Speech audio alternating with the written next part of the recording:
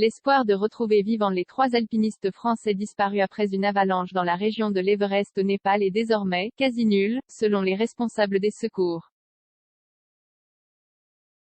Ces derniers ont malgré tout repris aujourd'hui les opérations de recherche, a indiqué mardi Rishi Rajdakal, porte-parole de la police du district de Solukhumbu, précisant que le temps était plus clément. Les 3 jeunes hommes n'ont pas donné de nouvelles depuis le 26 octobre. La police et la population locale aident également l'équipe de guides de montagne qualifiés, a-t-il ajouté. Notre hélicoptère a déposé les guides de montagne dans la matinée d'aujourd'hui, mardi, vers 6h30 pour les opérations de recherche et de sauvetage, a confirmé Sri Hari Keukul, chef des opérations de Kailash Helicopter Service.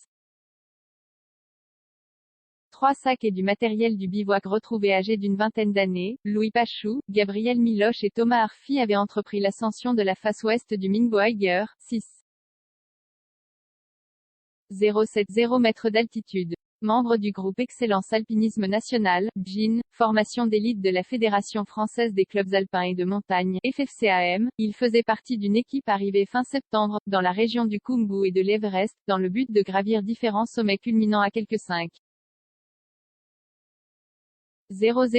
et 6000 mètres, au sud de l'Amadablam, 6814 mètres. Lundi, Pratap Yung Pandey, directeur général de Kailash Helicopter Service avait déclaré que quelque chose comme un sac ou un objet noir a été repéré sur le versant de la montagne. La reconnaissance en hélicoptère dépêchée par la FFCAM le dimanche 31 octobre au matin, heure locale, ainsi que le survol de leur voie le lundi 1er novembre ont permis de localiser leurs traces jusqu'à 5,900 mètres sur l'arête qui mène au sommet. À cette altitude, les secouristes ont pu constater le déclenchement d'une avalanche, avait ajouté la FFCAM.